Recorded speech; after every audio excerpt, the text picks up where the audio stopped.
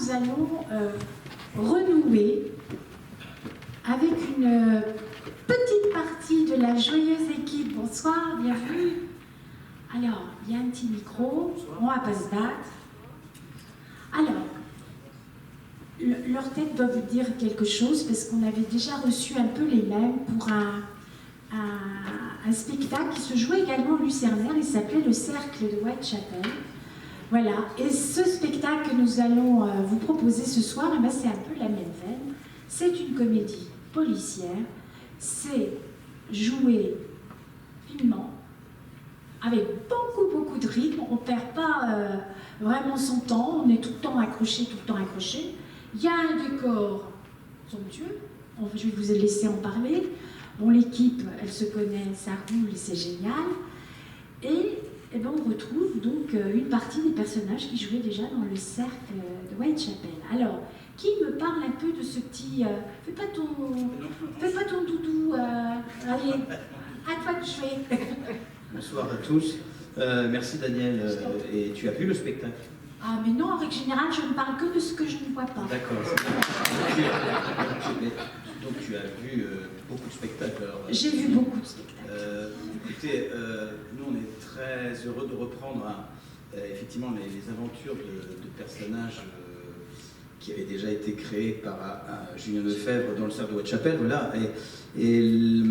Alors comment dire, donc l'action se passe au début du XXe siècle, on est en 1908 ou 1909, c'est ça exactement, oui, il faut être précis dans les dates. Les personnages, donc alors, il y a Arthur Conan Doyle, il y a Bram Stoker, il y a George Bernard Shaw, qu'on avait déjà découvert, en tout cas dans le spectacle du cercle de Whitechapel. Et là, Doyle est veuf, il vient de perdre sa femme il y a un mois, ses deux comparses ont l'idée de l'emmener dans un grand voyage à bord d'un train qui s'appelle à l'époque l'Express d'Orient, qui deviendra plus tard l'Orient Express. Et Stoker est déjà dans le train, puisque lui, il va dans les Balkans, il va de pays en pays, il va en Turquie pour célébrer le personnage qu'il a créé, l'un des rares romans qui a marché pour Stoker, qui s'appelle Dracula. Donc il est plus en célébration, mais dans des pays où il a l'avantage d'aller bien manger et bien boire. Donc il est un peu plus un consul, un ambassadeur. Voilà, donc, bref, voilà, il va dans ça, c'est le contexte. Hein. Et ses deux amis, Shaw et Doyle, donc au moment où la pièce démarre, ils montent dans le train. Nous sommes en Bulgarie, à Skopelevo, puisque la guerre civile a démarré en Turquie, et le train est obligé de faire machine arrière. Et donc, du coup, de revenir vers la Bulgarie. Et au moment où Shaw et Doyle montent dans le train, ils ne voient pas Stoker tout de suite, mais il y a une jeune femme qui crie à qui veut l'entendre, qui s'appelle Mademoiselle Miller, qui a 19-20 ans, et qui crie, enfin, qui dit que sa mère a disparu, totalement volatilisée. On va même la surnommer la femme qui n'existait pas. Est-ce que cette jeune femme est complètement folle? Est-ce qu'elle ment? Toujours est-il que le seul qui aurait pu voir la mère de cette jeune femme, c'est un chef de train qui s'appelle Lucas, qui ne va pas pouvoir les aider puisqu'on va le retrouver assassiné dans un des compartiments du train. Donc y a-t-il un lien de cause à effet entre la disparition de cette femme et le meurtre de Lucas, le chef de train? Voilà, ça fait pas mal de mystères déjà pour des personnes qui veulent se passer du bon temps à bord d'un train. Donc Shaw et Doyle, ainsi que Stoker, mais qui lui, apparemment, a d'autres choses. Lui, il file un mauvais coup. Oui, il n'est pas... effectivement, il y a d'autres personnages dans ce train, parce que le train était réquisitionné. Il y a peu parce que comme c'est la guerre civile en Turquie, ils ont fait évacuer pas mal de voyageurs, et donc il reste très peu de monde dans ce train. Il y a quelques personnages hauts en couleur, on est un peu dans une sorte de cluedo, mais il y a une préceptrice anglaise qui s'appelle Madame Mead, qui est très austère, très à cheval sur les règlements. Il y a un joueur d'échecs russe qui s'appelle Stepan Soulin, qui est un personnage très misanthrope, on n'a pas envie d'aller vers lui, on comprendra pourquoi peut-être à la fin de la pièce. Voilà. Et puis il y a une comédienne qui s'appelle Miss Cartmoor, que joue d'ailleurs Stéphanie. Voilà, qu'on surnomme la Sarah Bernard de Buffalo, oui, voilà, et qui est une sorte de diva comme ça, voilà, mais qui est bizarrement le portrait craché ou quasi craché de la veuve de Doyle. pourquoi Non, cette femme? de la femme. De deuil, pardon. Voilà. Oui, c'est vrai. Vraiment, tu étais mort dans Oui, la c'est pièce, vrai. ça n'aurait pas été. De la femme de deuil. Et donc, beaucoup de choses assez mystérieuses. Oui. Donc, il y a une disparition, un meurtre, des gens qui mentent, ce train, qui est aussi un personnage à lui tout seul. Julien Lefebvre, il avait écrit Le cerf de Whitechapel, il partait d'un mythe qui était donc le Jack l'Éventreur. Et là, il est parti sur un autre mythe qui est ce train qui, à l'époque, a une... alors aujourd'hui, forcément, il y a toute une mythologie autour de ce train, avec forcément... D'autres auteurs se sont emparés de ce train, mais à l'époque, c'est un véritable fantasme pour beaucoup de monde, déjà à l'époque. Et donc ce train a aussi des choses à dévoiler, à cacher. Voilà. Donc au bout d'1h30, on saura ce qui s'est passé dans ce train, voilà, au petit matin. Au petit matin. Donc je ne vous dis pas la nuit qu'on passe. C'est assez... alors ça reste une comédie, je dirais. Non mais il y a des trucs très drôles, hein. C'est pas que... mais qui a tué qui, hein. Il y a des moments très comiques. L'auteur définit ça comme une sorte de cozy mystery, en fait, c'est-à-dire que oui. Voilà, on s'assoit dans son canapé, comme si on était chez soi, dans son salon, et on regarde une bonne vieille comédie policière comme on pouvait les écrire autrefois. D'ailleurs, il y en a très peu de pièces de théâtre sur les policiers. Enfin, il y a des pièces d'Agatha Christie qui sont adaptées au théâtre, mais là, Julien Lefebvre, il y a eu Piège mortel aussi, il y avait Le Limier, qui sont déjà des pièces au départ. Mais c'est vrai que c'est pas évident, je trouve, pour Julien Lefebvre de décrire, parce que c'est très réussi, franchement. Il a écrit la première saison qui s'appelle donc Le cerf de Whitechapel. Là, on est dans une saison 2. Et ceux qui n'ont pas vu Le cerf de Whitechapel peuvent très bien venir voir Tout à Les fait. Jours du Crime, parce que c'est assez... enfin, à part quelques allusions en lien avec des personnages, mais sinon c'est indépendamment écrit. Voilà. C'est très très chouette. Je m'exprime pas très bien, je suis désolé. Non, c'est pas grave. La fatigue. Mais il maîtrise bien son texte, Oui, je vous rassure. oui. Il n'y a pas de souci de ce côté-là.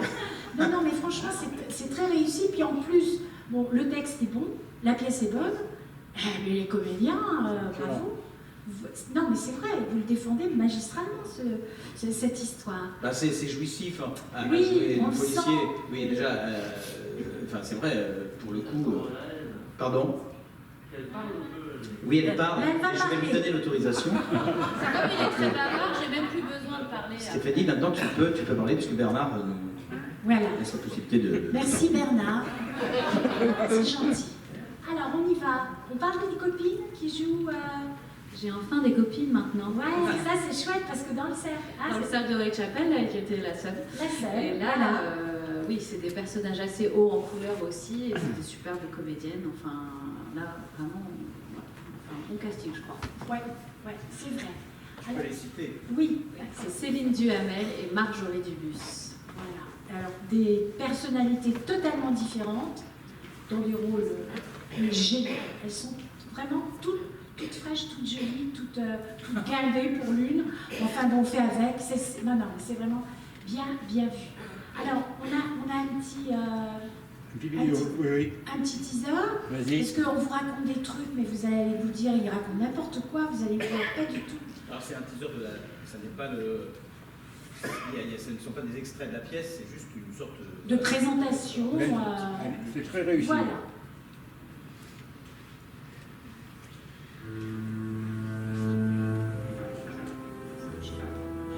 Un fait qui sort de l'ordinaire est plutôt un indice qu'un embarras. Ah, j'adore le train. Parcourir la moitié du monde. L'Express d'Orient se doit d'offrir le meilleur service à ses passagers. Le calme, La guerre vient de commencer. le confort. Découvrir le désert et les volcans. Cette époque pure sang. Ce n'est plus aussi facile de nos jours de découvrir un criminel. Même si certains font tonner les canons autour du train, Qui sait ce qui peut arriver d'ici là? c'était mon devoir de faire ce voyage. Qui pourrait refuser? Et elle? Qu'est-ce qu'ils vont faire d'elle? Échec et mat. Mais que dire lorsque tous les faits sortent de l'ordinaire?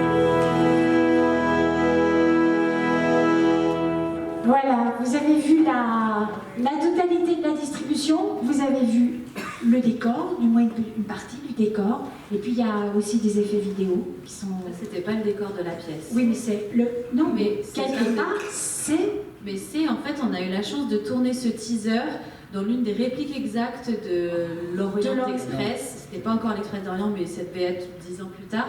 Et en fait, ce sont une association de cheminots qui ont ces trains en Vendée et qui nous ont permis de pouvoir tourner les teasers là-bas. Et quand vous irez au théâtre, au Lucernaire, vous avez noté, c'est le soir, à partir du mardi à 21h. Notez s'il vous plaît. Et vous avez des petits flyers en sortie, vous n'oublierez pas. Puis ça se joue également le dimanche à une heure plus raisonnable, 18h. Il y aura certains dimanches à 20h30. Oui. Voilà, donc pour les couches tôt, il y a aussi une possibilité plus tôt. Et vous allez retrouver un peu les éléments de ce train. Mais en tout cas, merci beaucoup. Merci Daniel. De mapping, pardon Bernard. Oui.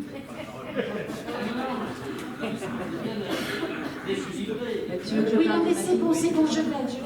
En fait, dans le train, pour que le train puisse avancer, rouler, etc., il y a effectivement un effet de mapping par les fenêtres du train où on voit qui ont été faites par un vidéaste qui est super. Et non, ce ne sont pas des images en boucle, tout a été créé sur 1h30 et voilà, les paysages sont sublimes et on voyage. C'est des pièces dans un train, il n'y en a pas eu beaucoup, je crois, il y en a eu quelques-unes, mais c'est pas évident de créer le mouvement, le décor est un peu en oblique, et il y a le son aussi, j'ai l'impression, on espère que les gens sont avec nous dans le train, et c'est, voilà, contrairement au Cercle de Whitechapel, on ne rapporte pas les faits, là on les vit en direct. C'est ça, c'est la grosse différence entre les deux. Voilà. Et même pour ceux qui ont le mal de voyage, vous ne risquez rien, ça ne bouge pas dans la salle. Si les gens s'embêtent, ils regardent le mapping. Voilà. Non, mais vous ne vous embêterez pas. En tout cas, merci beaucoup. C'est une vraiment très, très, très belle.